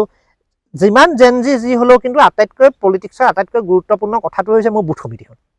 বুথ সমিতিখন মোৰ বুথ সমিতিখন যদি ষ্ট্ৰং নহয় মোক আল্টিমেটলি নেৰেটিভক ভোটলৈ কনভাৰ্ট কৰিব বুথখনে সেইকাৰণে সেই লেভেললৈকে আমি কাম কৰিব লাগিব যথেষ্ট কণ্টকময় কাম আৰম্ভ কৰা হৈছে খুব টাফ তাৰমানে এনেকুৱা হৈছে যিটো ডাইৰেক্ট বেনিফিচিয়াৰী ট্ৰেন্সফাৰ যিটো হিতাধিকাৰী আঁচনি বিভিন্ন আঁচনিৰ যোগেদি মহিলাসকল যুৱকসকলক মানে এটা এনেকুৱা ধৰণে তেওঁলোকে বান্ধি ৰাখিছে প্ৰতিটো মুহূৰ্ততে মানে হিতাধিকাৰী আঁচনিবিলাক আছে বিভিন্ন ধৰণৰ তেওঁলোকৰ কৰ্মসূচী আছে য'ত মাজত স্পেচ উলিয়াই কাম কৰিবৰ কাৰণে আৰু বিভিন্ন ধৰণৰ তেওঁলোকৰ এনেকুৱাও চলে ভয় ভাবুকিও চলে যে আমুক যদি সভা এখনলৈ যায় ৰাইজৰ দলৰ যদি ব্যক্তিৰ লগত যদি ডিছকাশ্যন কৰে এই আমুকটো স্কিম তই নাপাবি তামুকটো নাপাবি এই মানুহখিনি আচলতে ভয় খায় কিন্তু তেনেকুৱাটো কৰিব নোৱাৰে কিন্তু সেই গোটেই কথাখিনি বুজাই বঢ়াই লৈ যাবৰ কাৰণে অলপ কষ্ট হ'ব কিন্তু কৰিব লাগিব মোৰ মতে এইখিনি কৰি যোৱাৰ লগে লগে এটা সময়ত ডেফিনেটলি আমি আমাৰ নিজৰ যিটো ৰুল আছে গোটেই অসমত আমি দেখুৱাবলৈ সক্ষম আৰু অখিল গগৈ ডাঙৰীয়া খুব সুন্দৰ ভিজন লৈছে ষ্টেপ বাই ষ্টেপ আমি কেনেকৈ এক্সিকিউট কৰিব পাৰোঁ আমি সৈন্য হিচাপেতো আমাৰ এতিয়া দায়িত্ব আমাৰ বেছি বাঢ়িলে কাৰণ তেওঁতো সকলোতে গৈ পেলাইতো বুথ কমিটি বনাব নোৱাৰে তেওঁতো গৈ পেলাই যুৱ সংগঠন সকলোতে কৰিবগৈ নোৱাৰে গতিকে আমি আমাৰ যিটো টীম তেখেতে বনাইছে টীমটো আমাৰ দায়িত্ব যথেষ্ট বেছি আমি কৰিবলৈ আমি চিৰিয়াছলি কাম কৰিব লাগিব সেইটোৱে কৈছোঁ এটা কথা যেতিয়া বিজেপিৰ নিচিনা এটা শক্তিশালী দল বৰ্তমান সময়ত ক'বলৈ গ'লে হিটলাৰী শাসনো লাহে লাহে আৰম্ভ হৈছে বুলি বহুজনে ক'ব বিচাৰে এই ক্ষেত্ৰত এটা কথা কিন্তু বিৰোধীৰ বৰ্তমান সময়ত কিন্তু একেবাৰে ভূমিকা একেবাৰে তিনেই নগণ্য বুলি ক'ব লাগিব বিশেষকৈ সদনত ক'বলৈ গ'লে আপুনি নিশ্চিতভাৱে কৈছে যে অখিল গগৈ ডাঙৰীয়া একমাত্ৰ অখিল গগৈ ডাঙৰীয়াহে বিৰোধী ভূমিকা পালন কৰি আছে সেই সিংহৰ মাজত এই অখিল গগৈ ডাঙৰীয়া অকলে যুঁজ দিব পাৰিব জানো পাৰিব কাৰণ কেলে এটা কথা নহয় এই ঢেৰ গোটেই যে আপুনি দেখিছে ইমানবোৰ 102জন বিধায়ক 102জন বিধায়কক বিধানসভাত মুখ বন্ধ কৰি তেওঁ ৰাখিছে নহয় এটা অকলে মানুহ তো কি হৈ যায় কেতিয়াবা ওৱান মেন আৰ্মি এটা বিজয় থালাপতিৰ যদি কথাটো চাই আপুনি যদি চাউথত বিজয় থালাপতিয়ে অকলেই ইমান ডাঙৰ এটা ৰাজনৈতিক পৰিৱৰ্তন কিন্তু তেওঁ অকলে এটা ছিংগুল ফেচৰ যোগেদি কিন্তু সাংগঠনিক কৰ্ম কৰি পেলাই সক্ষম হ'ল আৰু অখিল গগৈ ডাঙৰীয়া মাটিৰ মানুহ তেওঁ মানে ঘুল মিলি যাব পাৰে আজি আপুনি ধৰক বাগানলৈ গ'লে বাগানত নিচিনাকৈ থাকিলে আজি আপোনাৰ কি বুলি কয় খেতি পথাৰলৈ গ'ল খেতি পথাৰত থাকিলে লেটেকু গছজোপাতে উঠিলে গাঁৱৰ মানুহ এই গাঁৱৰ তেওঁ গোটেই চহা কথাখিনি জানে আৰু সেইকাৰণে পাৰ্টিটো খুব নতুন হৈ আছে কাৰণে লাহে লাহে কিন্তু ইয়াৰ পৰিসৰটো বৃদ্ধি হৈছে প্ৰথমতে এজন বিধায়ক মাত্ৰ জেলৰ পৰা তেখেত জিকিলে তাৰপিছত এতিয়া বিভিন্ন সমষ্টিত আপুনি চাব কেইটামান সমষ্টি 7,000 5,000 এনেকৈ আমি পৰাজিতকৰণ কৰিবলগীয়া হৈছে চ' এই জেগাবিলাকততো আকৌ সাংগঠনিক পৰিকাঠামোটো হৈছে আৰু মোৰ মতে আমি ভালকৈ কাম কৰি গ'লে আৰু বিষয়সমূহ উদঙাই দিব লাগিব তেওঁলোকৰ যিখিনি ফেচিছবাদী আছে তেওঁলোকৰ যিখিনি জনবিৰোধী নীতি আছে নীতিখিনিক আমি উদঙাই ৰাইজৰ মাজলৈ লৈ গ'লে ৰাইজে তোমাক আজি ৰজা বনাই ৰাখিছে 5 বছৰৰ পিছত তোমাক নাইকিয়া কৰি দিব কিমান প্ৰতিপত্তিশালী মানে গান্ধী পৰিয়ালৰ কি অৱস্থা কৰি দিলে কিমান প্ৰতিপত্তিশালী তৰুণ গগৈ ডাঙৰীয়াহঁতক কিমান মানুহে ভাল পাইছিলে সেই সময়ত সেই চৰকাৰটো 15 বছৰৰ পিছত মানুহেতো সেই একেবাৰে গোটেইখন গ'লেই ইফালেও কংগ্ৰেছ সেই কংগ্ৰেছক কি অৱস্থা হৈ গ'ল তো গতিকে মানুহে ওপৰলৈ এনেকৈ নিছে ধামকৈ পেলাবলৈ কিন্তু বৰ বেছি সময় নালাগে খালি সেই ইছ্যুখিনি লৈ পেলাই আমি মানুহৰ মাজলৈ লৈ যোৱাৰ কামটো আমাৰ থাকিম আৰু এইটো অখিল গগৈ ডাঙৰীয়া পাৰিব আৰু সফলো হৈছে পাৰ্ট বাই পাৰ্ট তেওঁ নি আছে গ্ৰেজুৱেলি একেদিনাইতো চব বস্তু নোৱাৰিব ন এটা গ্ৰেজুৱেলি যাব লাগিব এয়া কৰি যাওক তাকে কামনা কৰিছোঁ এটা কথা আপোনাৰ পৰা জানিব বিচাৰিম যিহেতু কংগ্ৰেছৰ শব্দটো উলিয়ালে গতিকে এটা কথা জানিব বিচাৰিম শিৱসাগৰত জয়ী হোৱাৰ ক্ষেত্ৰত কিন্তু অখিল গগৈ ডাঙৰীয়াক যথেষ্ট সহায় কৰিছিলে কংগ্ৰেছে সেয়া কংগ্ৰেছৰ নেতৃবৃন্দই কয় আমি শুনিছোঁ ছ'চিয়েল মিডিয়াই হওক বা সংবাদ মাধ্যমত আমি ইতিমধ্যে শুনিছোঁ কিন্তু যেতিয়া অখিল গগৈ যেতিয়া সেই নিৰ্বাচনৰ বৈতৰণি পাৰ হৈ গ'ল তাৰ পাছত কিন্তু অখিল গগৈ চালে বেৰে কোবাই সেই কংগ্ৰেছৰ নেতৃবৃন্দক কিন্তু গালি পাৰিবলৈ লাগিলে চালে বেৰে কোবাই নহয় তেওঁ আচল কথাটো তেওঁহে কৈছে তেওঁ যিকেইটা কথা কৈছে আমি কোৱা নাই যে কংগ্ৰেছৰ দলৰ নেতাবিলাকৰ কথালৈ মই নাযাওঁ কিন্তু কংগ্ৰেছ দলৰ যিবিলাক মানে গ্ৰাউণ্ডৰ যিবিলাক কৰ্মী আছিলে কৰ্মীখিনি যথেষ্ট সহযোগিতা আছে তেওঁলোকৰ সহমৰ্মিতা আছিলে কিন্তু দ্বিতীয় কথাটো হ'ল তেওঁ যিটো কথা কৈছে সেইটো প্ৰেক্টিকেল কথা এতিয়া এই যে আমি ৰাজনীতিটো সফল হ'ব নোৱাৰিলে কাৰণ নেতৃত্বটো গুৰু নেতৃত্বটো লৈ আছিলে গোটেই বিৰোধীটোৰ মেইন বিগ ব্ৰাদাৰ আছিলে কংগ্ৰেছ এতিয়া কংগ্ৰেছে উজনিৰ পৰা এজনো মানুহ জিকাই নিব নোৱাৰাটো ভুলটো ক'ত আছে এতিয়া নিজৰ মাজত এইটো মানে আত্মবিশ্লেষণ তেওঁ কৈছে যে যেনেকৈ মুখ্যমন্ত্ৰীজনে জঁপিয়াই গৈ একেবাৰে ভৰি বেকা কৰি মানুহক চুমা খাই সেৱা কৰি তেওঁ ভোট বিচাৰিছে তাত কাৰা ইস্ত্ৰি পিন্ধি পেলাই নেতাগিৰি দেখুৱাটো কথাহে তেওঁ কৈছে সেইটো জেনুইন কথা এইটো বিশ্লেষণ কৰাৰ প্ৰয়োজন আছে আৰু সেইখিনি কথা শুনিবলৈ বেয়া হৈছে নেতাসকলে বেয়া পাইছে কিন্তু সেইটো আকৌ কংগ্ৰেছ দলৰ যদি আপুনি এজন সৰু বুথৰ কৰ্মীক সোধে নহয় একেটা কথাই কংগ্ৰেছ দলৰ কৰ্মীজনেও ক'ব যে এই কথাবিলাকৰ কাৰণে আচলতে দলটো আজি ৰাইজৰ পৰা গণবিচ্ছিন্ন হৈছে ধেমালি নেকি গোটেই উজনিত য'ত কংগ্ৰেছৰ ভেটি আছিল যিটো দলৰ গোটেই সেই উজনিত সম্পূৰ্ণৰূপে কংগ্ৰেছ ধূলিসাৎ হৈ গ'ল মুখ্যমন্ত্ৰীৰ পুত্ৰ তেওঁ নিজে হাৰি গৈছে একেখন যোৰহাট একেডোখৰ যোৰহাট মানে এৰিয়াত তেওঁ 20,000 ভোটত লিড পাইছিল আৰু একেডোখৰ জেগাত তেওঁ 20,000 ভোটত হাৰিছে মাত্ৰ 2টা বছৰ ডিফাৰেঞ্চত। কিয় আজি গৌৰৱ গগৈ ডাঙৰীয়াক তেখেতক আচলতে সেই বস্তুখিনি অনুধাৱন কৰিবলৈ কৈছে তেওঁ কথাখিনি। তেওঁ আকৌ ক্লিয়াৰো কৰিছে, তেওঁ কোনো কৰ্মীৰ প্ৰতি দুখ দিয়া নাই কৰা নাই, কিন্তু তেওঁ একদম একজেক্ট যিটো বস্তু যাতে এইটো দেখি কংগ্ৰেছেও অকণমান শিকক, তেওঁ সেই কথাটো সেইকাৰণে কংগ্ৰেছৰ যিখিনি ভুল ৰৈ গ'ল সেই ভুল লোৱাখিনি যিখিনি তেওঁলোকে জনতাৰ মাজত যিটো নোযোৱা লিডাৰশ্বিপ আৰু যিটো ৰাজকীয় ষ্টাইল, সেই ৰাজকীয় ষ্টাইলটো পৰিহাৰ কৰি গণমুখী হোৱাৰ কথাটো কৈছে যিটো, সেইটো এতিয়া শুনিবলৈ বেয়া হৈছে, কিন্তু সঁচা কথাবোৰ ক'লে শুনিবলৈ বেয়া। সেইটোৱে আত্মবিশ্লেষণ হৈছে বুলি ভাবেনে সেই নেতাসকল? এতিয়াতো সময়ে ক'ব, তেওঁলোকে এতিয়া লাহে লাহে অকণমান গা চাবোৰ বেকা কৰা নিচিনা দেখিছোঁ। মানুহবিলাকৰ ওচৰলৈ আজিকালি অকণমান গা চা বেকা কৰি যায়। আগতেতো আমি যোৰহাটত 2 বছৰ যেতিয়া গৌৰৱ গগৈ ডাঙৰীয়াৰ পৰা জিকি গ'ল, আমিতো তেখেত এইফালে চুকে কোণে দেখা নাছিলোঁ। এতিয়া মাজে মাজে দেখা দেখি হৈছে, মানে মই এবাৰ গাড়ী চাড়ী লৈ যাওঁতো 2-এবাৰ দেখিছোঁ। মানে অকণমান চাগে সেইবোৰ কোৱা মেলাৰ পিছতে চাগে তেওঁলোকৰ গাটো অকণমান লৰিছে নেকি চাগে। 31 চনত আমি বিৰোধীৰ চৰকাৰ দেখিবলৈ পাম। চেষ্টা কৰিব লাগিব, আজিয়েতো ক'ব নোৱাৰিব ৰাজনৈতিক পৰিস্থিতি কেনেকুৱা হয়। চেষ্টা কৰিব লাগিব, ৰাজনৈতিক পাৰিকাঠামো কেনেকুৱা ধৰণৰ হ'ব, এই চৰকাৰখনে কেনেকুৱা ধৰণৰ ষ্টেপ ল'ব, আৰু লগত বিৰোধী আমাৰ মই নিজৰ দলৰটো কথা ক'ব পাৰোঁ যে ৰাইজৰ দলে কিন্তু 31 হওক নিৰ্বাচনত কিন্তু শক্তিশালী ৰূপত অসমত আত্মপ্ৰকাশ কৰিব, সেইটো কিন্তু ফাইনেল। কিন্তু আপুনি চাব যিহেতু পাতি আছোঁ গোটেই কথাখিনি, এটা কথা জানিব বিচাৰিম, মধ্য গুৱাহাটীত কুংকি চৌধুৰীৰ নিচিনা ইমান এগৰাকী শিক্ষিত যুৱতী বৰ্তমান অনা অসমীয়াৰ হাতত পৰাজয় বৰণ কৰিলে, ইয়াৰ আচল কাৰণটো কি বুলি ভাবিব আপোনাৰ? এই সময়ত টকাই অসমীয়া মানুহক কিনি পেলাইছে নেকি, বা আঁচনিয়ে কিনি পেলাইছে নেকি? নহয়, আপুনি যদি একমাত্ৰ কথাটো হ'ল আঁচনিখিনি জনকল্যাণমূলক আঁচনিয়ে কিন্তু কিছু ভোট কনভাৰ্ট নকৰা নহয়, আৰু বিজেপিয়ে খুব সুন্দৰ নেৰেটিভ ক্ৰিয়েশ্যনত খুব ভালকৈ থাকে। আৰু যিটো আপোনাৰ মধ্য গুৱাহাটী সমষ্টি আছে, মধ্য গুৱাহাটী সমষ্টিৰ ডেম'গ্ৰাফিটো বহুত ডিফাৰেণ্ট, তাত গোটেই ডিচাইডিং ফেক্টৰটোৱে হৈছে যিখিনি অনা অসমীয়া মানুহ আছে, অনা অসমীয়া মানুহখিনিয়ে কোন ট্ৰেণ্ডত ভোটিং কৰিব, সেই ট্ৰেণ্ডটোৱে আচলতে তাৰ ৰাজনৈতিক ৰিজাল্টৰ পৰিকাঠামোটো সৃষ্টি কৰে। সেইকাৰণে বিজেপিয়ে যেতিয়া এই বস্তুটো ডেলিমিটেশ্যনৰ পিছত মধ্য গুৱাহাটী হ'ল, আগৰ পুৰণি পশ্চিম গুৱাহাটী, তেনেকৈ এইফালৰ পৰা টানি আজৰি সমষ্টিটো বেলেগ এটা ধৰণে বনিলে, য'ত 1 লাখৰ এবভ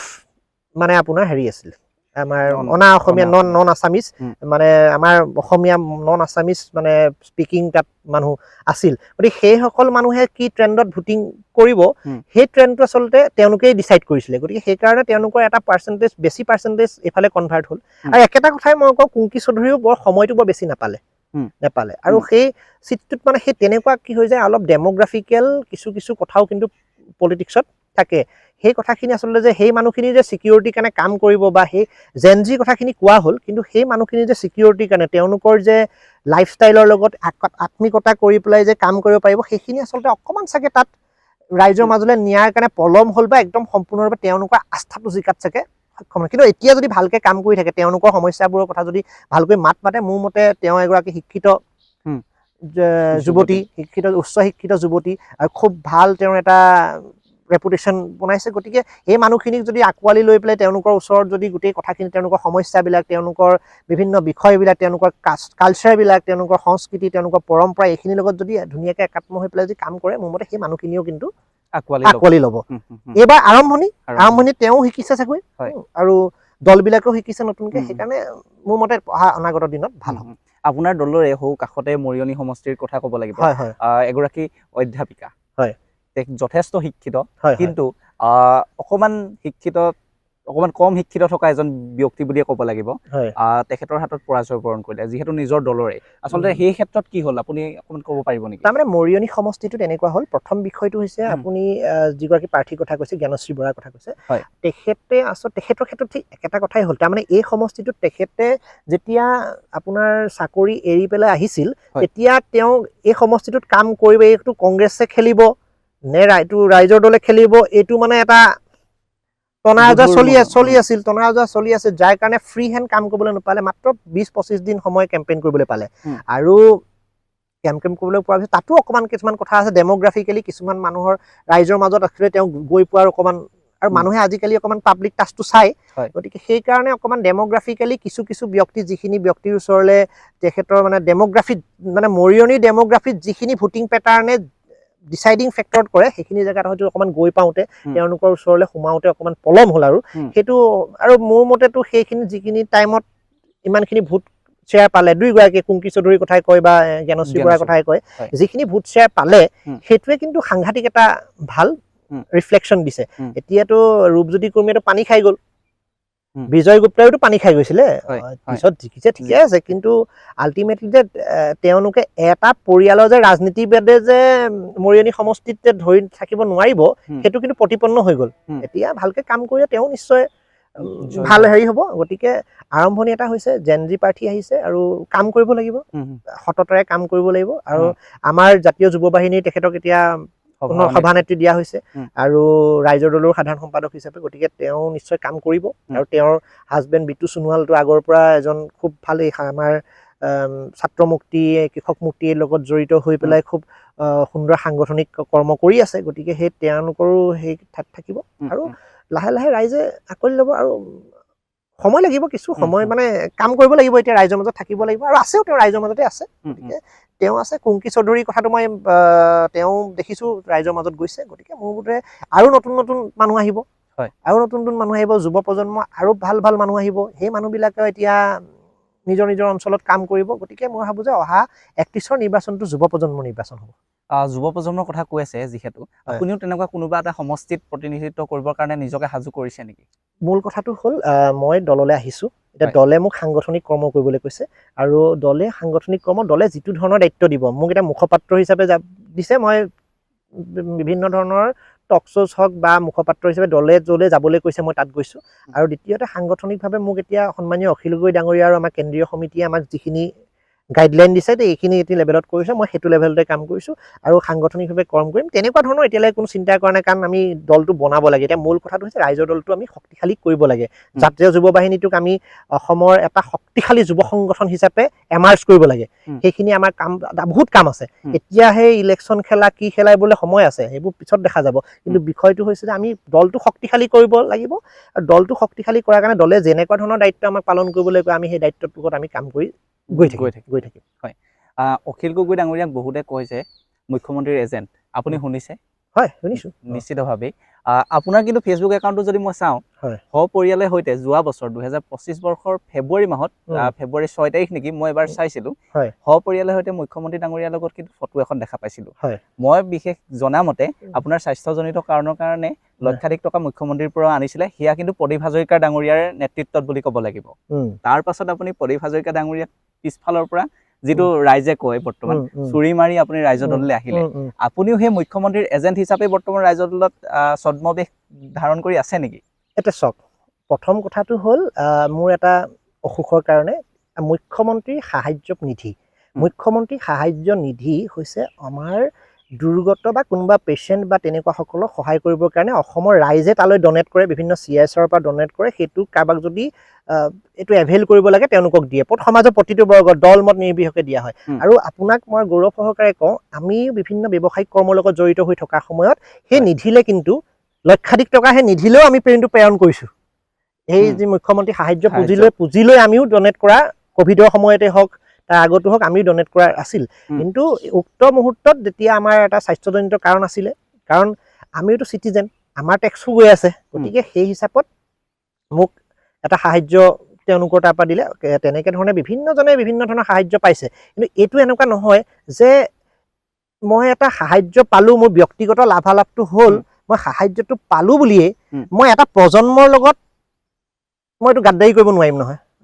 মইতো এই প্ৰজন্মটোৰ লগত থাকিব লাগিব। মোৰ লগৰ ল'ৰাখিনিয়ে কি কৈছে, মোৰ যুৱকসকলে কি কৈছে, মোৰ ওচৰৰ গোটেই এনভাইৰনমেণ্টে কি কৰিছে। এতিয়া মোক যে এটা সেইটো সময়ত এটা সাহায্য পুঁজি দিলে বুলিয়েই মই যে এই যে আপোনাৰ কি বুলি কয়, এটা জনবিৰোধী বা এটা সম্পূৰ্ণ এটা মানুহখিনিৰ কাৰণে কাম কৰিব নোৱাৰা এটা জেগাত গৈ পেলাই অন্ধকাৰ এটাত সোমাই লৈ পেলাই, মই অন্ধকাৰত সোমাইতো মোৰ আপত্তি নাই, কিন্তু এই যুৱকখিনিৰ কাৰণে মই এটা অন্ধকাৰ সৃষ্টি কৰিব নোৱাৰোঁ। দ্বিতীয় কথাটো হৈছে আই এম গিভিং এইটো মই ক্লিয়াৰ কাটলি ক'ব পাৰোঁ, I am giving the service for 12 years without giving any kind of, without taking any kind of benefit. 12 years I am giving the service, and I personally deserve some help during my health condition from them. কাৰণ মই service দিছোঁ, ছাৰ্ভিচৰ বিনিময়ত service আজি তেখেতৰ লগত service Pradip Hazarika ডাঙৰীয়াৰ লগত service দিয়া মানুহ বহুতে চাকৰি পালে, কোনোবাই কিবা পালে, তেনেকুৱা পাইছে। I am also' giving the service for 12 years, নিস্বাৰ্থভাৱে দিছোঁ। আপুনিও দেখিছে সেইটো সময়ত কোনো ক'ব নোৱাৰে মোক 1 টকা মানে আপোনাৰ দুৰ্নীতিৰ কথা মোক কোনেও ক'ব নোৱাৰে যে এই মানুহটোৰ কাৰণে দুৰ্নীতি হৈছে বা কিবা হৈছে। 12 years মই একদম পুৰা প্ৰপাৰলি ছাৰ্ভিচ দিছোঁ আৰু মই ডিজাৰ্ভ কৰোঁ সেইটো, যে সেইটো সময়ত মোৰ এটা মহামাৰী হোৱাৰ সময়ত, এটা অসুখ হোৱাৰ সময়ত সেইটো চৰকাৰী পুঁজি, তেওঁলোকে পাৰ্চনেল ঘৰৰ পৰা দিয়া নাই, চৰকাৰী পুঁজি যিটোত আমিও এটা সময়ত ডনেট কৰিছোঁ, মই ডিজাৰ্ভ কৰোঁ because I am giving the services for 12 years। 12 বছৰ নিস্বাৰ্থভাৱে ছাৰ্ভিচ দিয়াৰ পিছত সেই ছাৰ্ভিচৰ বিনিময়ত কিবা এটা স্বাস্থ্যজনিত কাৰণত অনুদান, চৰকাৰী অনুদান অনাটো মোৰ মতে সুবিধাবাদী হ'ব নোৱাৰে, সেইটো মই ডিজাৰ্ভ কৰোঁ। ঠিক আছে, প্ৰশ্নটো সোধাৰ কাৰণে বেয়া নহ'ব। নাই ঠিকে কৈছে, এইটো সোধা, এইটো আৰু এইটো বহুতৰ মনত থাকিব পাৰে, সেইটো মই ক্লিয়াৰ কাট কৰি দিছোঁ যে এইটো মই ডিজাৰ্ভ কৰোঁ, কাৰণ মই 12 বছৰ ছাৰ্ভিচ দিছোঁ। আপুনি যদি এটা অৰ্গেনাইজেশ্যনত ছাপোজ চাকৰি কৰে, আপুনি ধৰক এটা অৰ্গেনাইজেশ্যনত চাকৰি কৰে, অৰ্গেনাইজেশ্যনটোত আপুনি 12টা বছৰ 20টা বছৰ আপুনি ছাৰ্ভিচ দিছে, কেতিয়াওতো আপোনাক হেল্থজনিত কাৰণত তেওঁলোকে এটা আপোনাক সেই অৰ্গেনাইজেশ্যনৰ মানুহজনৰ হেল্প নকৰিব নেকি? কৰিব লাগিব, ডিজাৰ্ভ কৰিব, কাৰণ because you are giving the service to them, because এই ছাৰ্ভিচটোৰ কাৰণে বস্তুটো হৈছে। সেইকাৰণে আৰু তেতিয়া চিম্পুল কথা, যেতিয়া সেই অনুদানটো আহিলে মুখ্যমন্ত্ৰীয়ে দিছিলে, গতিকে তেতিয়াওতো মই মুখ্যমন্ত্ৰী দলৰ মানুহ নাছিলোঁ, আছিল জানো? নাই। কিন্তু সেইটো সময়ত পৰিয়ালৰ সৈতে মই ধন্যবাদ দিবলৈ এটা কাৰণে গৈছিলোঁ যে এইটো সময়ত আপুনি এটা আমাক সহায় কৰে। আজি মই সেই মোক জানো এটা এইটো বিতৰ্ক হ'ব পাৰে, গতিকে সেই পষ্টটো মই ডিলিটো কৰি দিব পাৰোঁ, কিন্তু মই নাই কৰা, নকৰোঁ। কাৰণ কেলৈ সেইটো সময়ত দিলে মই থেংকছ দিলোঁ, কাম খতম। আকৌ আমি অহাবাৰ যদি আমাৰ খুব ভাল, আমি এণ্টাৰপ্ৰেনাৰশ্বিপৰ লগত জড়িত হৈ থাকোঁতে আমি বিভিন্ন কৰ্ম যদি আমাৰ ভালকৈ চলি থাকে, তেতিয়া আমি আকৌ সাহায্য পুজিলে আকৌ দিম, ডনেট আমিয়ে দিম, আকৌ আমি দি থৈছোঁ, আগত দি থৈছোঁ, আকৌ দিম। এইখিনি কৰি যাওক। আৰু এটা কথা জানিব বিচাৰিম, যিহেতু 12 বছৰ আপুনি ছাৰ্ভিচ দিলে অসম গণ পৰিষদ, প্ৰদীপ হাজৰিকা ডাঙৰীয়াক দিলে, কিন্তু বহুলভাৱে কিন্তু আপোনাৰ চৰ্চা নাই, ইতিমধ্যে আমি কৈ গৈছোঁ, সেই পিঞ্জৰা এটাৰ ভিতৰত নিচিনাকৈ আপোনাক কিয় আবদ্ধ কৰি ৰাখিলে বুলি ভাবে? তাৰমানে গোটেই কথাটো হৈছে এনেকুৱা ধৰণৰ, এইটো তেখেতৰ ভুল বুলি ক'ব নোৱাৰোঁ। আচলতে আমাৰ ৰাজনীতি মানে কিছুমান হৈছে এটা ব্ৰডাৰ মাইণ্ড ৰাজনীতি, আৰু কিছুমান ৰাজনীতিৰ মাজত ডিফাৰেঞ্চ এটা আছে। তেখেতসকলৰ মই এইটোৱে কৈছোঁ যে অসম গণ পৰিষদ দলটোত আমগুৰি সমষ্টিটোত পটেঞ্চিয়েল থকা মানুহক উলিয়াই দিবৰ কাৰণে কি কাৰণে তেওঁলোকে আগবঢ়াই দিব নোৱাৰিলে, সেইটো মানে এতিয়াও আমাৰ প্ৰশ্নবোধক থাকিলে। আৰু দ্বিতীয় কথাটো হৈছে আমি বিচৰাও নাছিলোঁ বা আমি ওলাই যোৱাটো, কিন্তু এতিয়া অখিল গগৈ ডাঙৰীয়া দলত যোগদান কৰি মইতো পদবী বিচৰাগে নাই, নিশ্চিতভাৱে পদবী বিচৰাটো নাই। মই কোৱা নাই যে মোক আপুনি কেন্দ্ৰীয় সমিতি, মই এক্সপেক্টে কৰা নাই। মই ভাবিছোঁ ক'ৰবাত জিলাত বা কিবা দায়িত্ব এটা দি থ'ব আৰু মোটামুটি, আৰু মই এক্সপেক্টে কৰা নাই যে মোক ইমান কিবা এটা কেন্দ্ৰীয় দায়িত্ব দিব, মুখপাত্ৰ নিচিনা দায়িত্ব দিব। তেওঁ আচলতে চাগে পটেঞ্চিয়েলিটিটো মানে পিক কৰাটো, সেইকাৰণে তেখেতক অসমৰ মানুহে জানে। আজি তেখেতৰ মাতৃ ঢুকাওঁতে গোটেই সাৰা অসমৰ বিভিন্ন পলিটিকেল পাৰ্টি, বিভিন্ন ধৰণৰ সকলো মানুহ আহিছে। তেওঁ পটেঞ্চিয়েলিটিটো কিন্তু জানিব পৰা সেই কেপাচিটিটো তেখেতৰ আছে, আৰু কিবা এটা চাগে দেখিছে ই ল'ৰাটোৱে কাম কৰিব পাৰিব বুলি, সেইকাৰণে কাম কৰিবলৈ দিছে। তেওঁ চাগে সেইটো নাভাবিলে সেইটো, গতিকে মই দুখিবলৈও নাযাওঁ। কিন্তু এটা কথা হয়, পিঞ্জৰাবদ্ধ কৰি ৰখাটো মানে আমগুৰি সমষ্টি বা অগপ দলটোত তাৰমানে নতুন প্ৰজন্মক আগলৈ লৈ যোৱাৰ যিটো প্ৰৱণতা, সেই প্ৰৱণতাটো কিন্তু বিশেষভাৱে নাই। তাৰমানে সেই মাইণ্ডছেটটোৱে নাই। তাৰমানে ভাবে যে এই ল'ৰাজন সৰু হৈ আছে বা বয়সত, এতিয়া আমাৰো এতিয়া 35 এবভ এজ হ'ল, আমাৰ বয়সত 33 বছৰ 34 বছৰ বয়সত সেইসকল নেতাই আকৌ 85 বছৰ সেইসকল নেতাই মন্ত্ৰী MLA হৈছিল, কিন্তু আমাক সেই সময়ত তেওঁলোকে ভাবিলে এনে সৰু হৈ আছে। এটা গ্ৰুপে যেতিয়া কোৰ কমিটি বৈঠকখন কৰিব, তেওঁলোক ভাবিব যে আমি কথা এষাৰ ক'লে ক'ব যে এইটো সৰু ল'ৰাই, কিন্তু হুৱেজ আমাৰ এজটোতে তেওঁলোকে মন্ত্ৰী MLA হৈ গ'ল। 33-34 বছৰ বয়সত প্ৰফুল্ল মহন্ত চিফ মিনিষ্টাৰ হ'ল, প্ৰদীপ হাজৰিকা ডাঙৰীয়াহঁত 33-34 বছৰ বয়সত বিধায়ক হ'ল। তেতিয়া কিন্তু আমাৰ ক্ষেত্ৰত তেওঁলোকে মানে ভাবে যে ইয়াত দে আৰ নট মেচিয়ৰ্ড নেকি, মেচিয়ৰ্ড নহয় নেকি, যুৱ প্ৰজন্মটো উলিয়াই লৈ গ'লে এনেকুৱা নহয় নেকি। কিন্তু এটা কথা মনত ৰাখিব যে যুৱ প্ৰজন্মহে দেশখন সলোৱাৰ কামটো কৰিব পাৰিব, কৈ থৈ গৈছে এতিয়া। গতিকে সেইকাৰণে তেওঁলোকে আগবঢ়াই দিবলৈ নিবিচাৰিলে, তেওঁলোকে ভাবিলে মেচিয়ৰ্ড নহয় চাগে, কিবা নহয় চাগে। কিন্তু অখিল দাই আকৌ এইটো কৈছে কাম কৰ, কিবা ভুল হ'লে দেখা যাব, তেওঁ আঙুলিয়াই দিব, গালি পাৰিব, হ'ব ধুনীয়াকৈ, সেইটোৱে কথা। আৰু আমি বিচাৰোঁ যে আমি যদি অকণমান ভুল ষ্টেপ এটা লৈছোঁ, মই গালি পাৰক, জ্যেষ্ঠসকলে গালি পাৰক। আমাৰ এতিয়া ৰাইজৰ দলৰ ধৰক আমাৰ আঞ্চলিকৰ সভাপতি সম্পাদকসকল আছে, ৰাইজৰ দলৰ জিলা সমিতি আছে, ৰাইজৰ দলৰ কেন্দ্ৰীয় সমিতি আছে। আমি নতুনকৈ আহিছোঁ দলটোত, আমি ক'ৰবাত ষ্টেপ এটা লওঁতে ভুল হ'ব পাৰেতো, আমি নিজে চব নাজানো। গতিকে তেওঁলোকে আমাক কাণত ধৰি আঙুলিয়াই ধুনীয়াকৈ শিকাই লৈ যাওক, কিন্তু সেইটো কিন্তু তাত হোৱা নাছিল। মানে অগপত সেইটো হোৱা নাছিল, মানে আনমেচিয়ৰ্ড বুলি ভবা হৈছিলে। মেচিয়ৰ্ড বনাবৰ কাৰণে প্ৰচেষ্টা যিটো লিডাৰ কাম কৰিবলৈ দিব লাগিব, মানুহ এজনক কাম কৰিবলৈ দিব লাগিব। এতিয়া খেতিয়ক এজন কেতিয়া ভাল খেতিয়ক হ'ব, যেতিয়া তেওঁ পথাৰত নামি খেতিটো পুৰা ভালকে কৰিব, মানে কৰিলেহে গম পাই থাকিব যে এইডোখৰ মাটিত এইটো খেতি ভাল হ'ব, এইটো এনেকে ভাল হ'ব। তেওঁক যদি খেতি কৰিবলৈ নিদি পেলাই যদি তেওঁ ঘৰত বহাই থৈ দিয়েতো তেওঁ খেতিয়ক হ'ব নোৱাৰিবগৈ নহয়। এই বস্তুটো মানে যুৱ প্ৰজন্মক ওলাই পেলাই পুৰা কাম কৰিবৰ কাৰণে সুবিধাটো তাত দিয়া হৈছিলে সেইটো মেচিয়ৰ্ড বনাবলৈ প্ৰচেষ্টাটো লোৱা হোৱা নাছিল যিহেতু মই জুবিনদাৰ কথাটো কৈছিলো গতিকে আমি গুৱাহাটী ফ্লাইঅভাৰৰ তলত যে জুবিনদাৰ ছবি অঁকাক লৈ বিভিন্ন ধৰণৰ কৈ আছে মুখ্যমন্ত্ৰী ডাঙৰীয়াই ইতিমধ্যে বহুজনকতো গ্ৰেপ্তাৰৰ ভূমিকাও মানে হুংকাৰ দিছে নিশ্চয় আমাৰ জাতীয় যুৱ বাহিনীৰো প্ৰচাৰ সম্পাদকজনকো হুমকি দিছে অংকুমান বৰদলৈ হয় তাৰ ভিতৰত আমি বৰ্তমান তেওঁৰ মুখতে সেইদিনাখনি শুনিলো যে এটা নিষিদ্ধ ঘোষিত সংগঠনৰ সেনাধ্যক্ষ গৰাকীক তেওঁৰ ছবি আঁকিবলৈ কৈছে আপোনালোকে ইতিমধ্যে FIR দিয়া দেখিছে আপোনাৰ আজি নদি ক'ব পাৰিবনে সেই অসম পুলিচৰ সাহস আছেনে মুখ্যমন্ত্ৰীৰ বিৰুদ্ধে একশ্যন ল'বলৈ এইটোতো ডাঙৰ কথা এতিয়া তাৰমানে আইনটো এতিয়া আপোনাৰ জুবিন গাৰ্গৰ লগত কমৰেড শব্দটো লিখি দিয়াৰ কাৰণে তেওঁলোকে একেবাৰে গোটেই বাওঁপন্থী চিন্তাৰ কিবা এখন একদম দেখুৱাইছে এনেকুৱা এটা বিৰাট ডাঙৰ বস্তুটো হ'ল আৰে ভাই কমৰেড শব্দটো মানে সতীৰ্থ এতিয়া কমৰেড জুবিন গাৰ্গে নিজকে চেগুৱেভাৰৰ কথা কয় তেওঁ নিজে কি বুলি কয় কমৰেড বুলি কৈছিলে তেওঁ শব্দটো তাত লিখা হৈছে কমৰেডছ নেভাৰ ডাই হয়নে সেইটো তেওঁ কোৱা শব্দ সেইটোক লৈ পেলাই আৰু এনেকুৱা দেখুওৱা হ'ল যে ছবিখন মুচি পেলোৱা হ'ল তাৰপিছত যেন সেই ছবিখন মুচাৰ কাৰণে জাপানৰ প্ৰধানমন্ত্ৰী নাহিলে ইয়ালে এই তাৰমানে এবাৰ এখন চিনেমা আছিলে হিমাংশু প্ৰসাদ দাসৰ এই চাকিৰা আহিব বকিল তলৰ বিহুলৈ এই চাকিৰা আহিব বুলি গোটেইবোৰ কৰিলে মেলিলে লাষ্টত সেই চাকিৰা বিহুত গোটেইখন সজালে মেলিলে সেই চিনেমাখনত তাৰপৰা চাকিৰা কিন্তু জেগালৈ নাহিলেতো দুষ্টটো বেলেগক দিছেগে এতিয়া কথাটো হ'ল তেওঁলোকৰ গোটেই জাৰ্নেলিং যিটো হৈছিলে জাৰ্নেলিঙত ইয়াৰ চিডিউলটোৰ কোনো বিশেষ মেনশ্যনে নাই মই গোটেই খুচৰিলো ইণ্টাৰনেট তেওঁলোকে ক'তো নাই এতিয়া তেওঁ তাৰপিছতে নিষিদ্ধ আলফাৰ প্ৰতি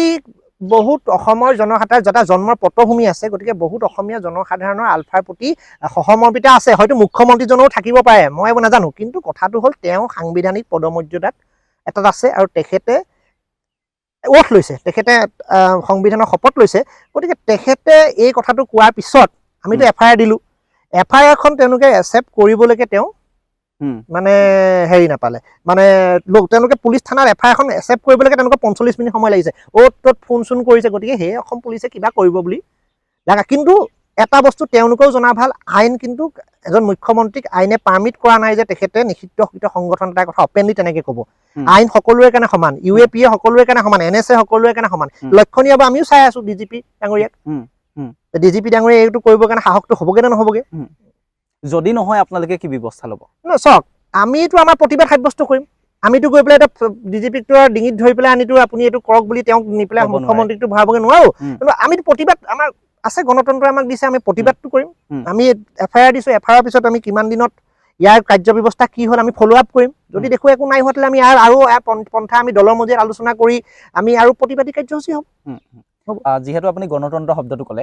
বৰ্তমান সময়ত কিন্তু গণতন্ত্ৰ নহয় ৰাজতন্ত্ৰ বুলি বহুতেই ক'ব বিচাৰে বাক স্বাধীনতা নাইকিয়া হৈ গৈছে বুলি বহুতে ক'ব বিচাৰে কবিতা এটা লিখাৰ পাছতে 3 ঘণ্টাৰ পাছতে তেওঁক চুচুৰানি জেলত ভৰাইছে সেই ক্ষেত্ৰত আপুনি কাৰ কথা কৈছে আপুনি গম পাইছে সেই ক্ষেত্ৰত আপুনি কি ক'ব আচলতে এই বিষয়টোৱে তাৰমানে এই অসমৰ ৰাইজে কিছুমান বস্তু এটা অনুধাৱন কৰিবলৈ প্ৰয়োজন হৈছে এই বাক স্বাধীনতা কাৰ নাহেৱা কৰিছে তাৰমানে হিতাধিকাৰীখিনিৰো হিতাধিকাৰী ৰাইজেও আচলতে বাক স্বাধীনতা হেৰুৱাইছে হিতাধিকাৰী ৰাইজ মানে তেওঁলোকতো অসমৰ খাটি খোৱা জনতা তেওঁলোকক কোৱা হৈছে যে তোমালোকে বিজেপি মিটিঙলৈ আহিবই লাগিব নাহিলে অৰুণোদয় যাবগে তোমালোকে আমুকৰ মানে গ্ৰাম্য সখী তালে তোমালোকে এতিয়া আহিব লাগিব গ্ৰাম্য সখী ঘৰত বহি পেলাই তোমালোকে চাহ ভাত খাব লাগিব মুঠতে মিটিং কৰিবই লাগিব এইটো কৰিবই লাগিব সেইটো কৰিবই লাগিব মুঠতে দৌৰি থাকিব লাগিব এইটো নকৰিলে তেওঁলোকক মানে নহ'বই এতিয়া গিৰিয়েকক ঘৰত বাদ দি মাইকী মানুহক ভাত দিবলৈ থাকি যায় মুঠতে মাইকী মানুহ গৈ পেলাই মিটিঙত হাজিৰ হ'বগে লাগে আচ্ছা তেওঁলোকে এইটো বুজাটো ভাল যে এই হিমন্ত বিশ্ব শৰ্মা বা বিজেপি চৰকাৰে তেওঁলোকক বাপেকৰ ঘৰ পইচা দি থকা নাই এই যে টেক্স এটা তেওঁলোকে যে পাউডাৰ হিমানি যে ঘঁহিছে কাপোৰযোৰ যে কিনিছে 400-500 টকা দি 500 টকীয়া কাপোৰযোৰ যে 18% GST আৰু আপোনাৰ তেওঁলোকে যে টেক্স দিছে চাবোন টুকুৰা যে লৈছে চাবোন টুকুৰা 10 টকাত যে 1 টকা 80 পইচা টেক্স চৰকাৰ ঘৰলে গৈ আছে সেইবোৰেতো ঘূৰি পেলাই আল্টিমেটলি লোন চোন লৈ মেলি এইটো হৈ আহিছে হিতাধিকাৰী আঁচনি লাগিব কল্যাণকামী ৰাজ্যত হিতাধিকাৰী আঁচনি লাগিব কিন্তু হিতাধিকাৰীসকলে এইটো বুজাটো ভাল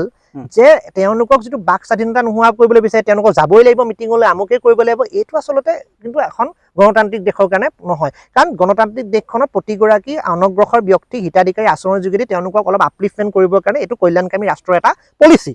থাকিব এইটো হিতাধিকাৰী আঁচনি দিবই লাগিব আপুনি নিদিয়াকে আপুনি কৰিব আমি নকওঁ যে আপুনি অৰুণোদয় কাটি আছে অখিল গগৈ ডাঙৰীয়াইটো প্ৰথম কৈ আছিলে 3000 টকা হিতাধিকাৰী আঁচনি ৩০০০ টকা হ'ব লাগে। ঠিক আছে, আপুনি ৩০০০ টকা হ'ব লাগে বুলি কৈছে। কৈছিলে, উম। কিন্তু আপুনি অলপ আগত ক'লে যে ধৰক আপুনি কাপোৰযোৰ কিনোতে 18% GST দিয়া আছে, তাৰ পইচাই আমাক দি আছে, তেতিয়াহ'লে বস্তুটো গোটেইটো একেটাই মানে নাই এইটোৱে কথা। সেইকাৰণে তেওঁলোকক বাধ্যবাধক যিটো কৰিছে যে তোমালোকে বিজেপি মিটিং যাবই লাগিব, সেইটো কৰিব নোৱাৰিব নহয়। কেনেকৈ কৰিব পাৰে? মোৰ টেক্সৰ পইচাই ইয়ালৈ আহিছে, এই ৰাইজে এইটো বুজিব লাগিব। কিন্তু শিৱসাগৰৰ ৰাইজে বুজি পাই গ'ল আকৌ দেই, সেইকাৰণেতো ইমান হিতাধিকাৰী থকাৰ পিছত আমি ইমান ভোট পাইছো। কিন্তু অসমীয়া ৰাইজো